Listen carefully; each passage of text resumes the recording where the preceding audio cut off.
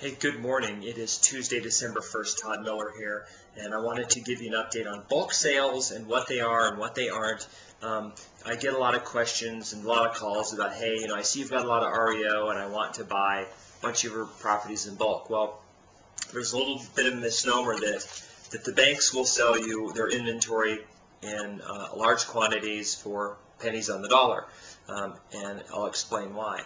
As some of you are probably aware, there are these things they're either called note sales or they're called tapes. And what they are is that the lenders are selling the debt. What that means is they're selling the right to collect on the loan. So let's say that a bank has loaned on a house. We'll make it easy, $200,000. That's the loan, that's the note amount. And because of the market decline, the house is now worth $80,000, so it's worth less than half. Well, they're certainly willing to sell that note for maybe 50 cents on the dollar, 100 grand. Of course, what they're selling is an $80,000 asset for $100,000. They would love to do that. They would even love to sell it for $80,000 because if it's only worth $80,000, then that saves them from having to foreclose and then having to go through the expense and to sell it to recoup that money. So what they'll do is they'll sell that note for pennies on the dollar, meaning less than full face value. And there's risk in that because obviously, as you're aware, that it could be worth a lot less than what the amount is owed on it. So just be careful, when you're talking to somebody about buying in bulk, that what they typically talk about is buying the note, and then you typically have to go through the foreclosure process and the added expense. We had an instance where we had an agent in town who had, with their client, said, hey, they said, we've got these 28 properties, we want to buy them all. And the agent did BPOs on them and said, they're all worth this much money. So they added all up and said, well, we could buy the note, flip them, and make money. So they did. Well, the process took 4 months for them to buy the note, go through the foreclosure, and then put them on the market. Well, the market was declining during that time. So the original BPO of the agent, between that time and the time they actually put them on the market, they were upside down. I mean, they just gotten killed. They were hurting. So something you have to be careful of. So the other question I get is because we do carry a lot of REO inventory. Matter of fact, as of today, we have 172 REOs, which is way down. We had at one point last year, during 2008, we had over 600 in our inventory. So I get a lot of direct calls going, hey Todd, I want to buy 10 of your properties. I want to buy them in bulk, and I want the bank to give me a discount.